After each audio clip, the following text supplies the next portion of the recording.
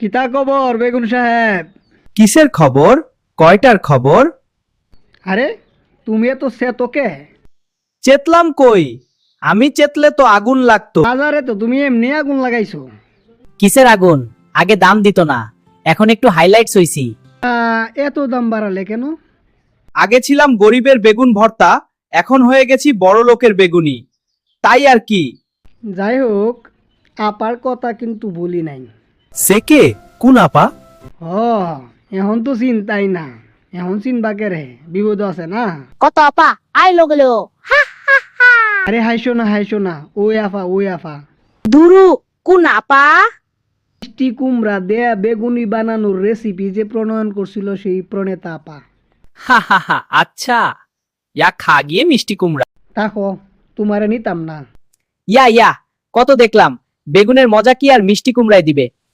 তাহলে 40 টাকার দামটা তোমরা 120 টাকা করলা কে লেগে? আমি কই করলাম?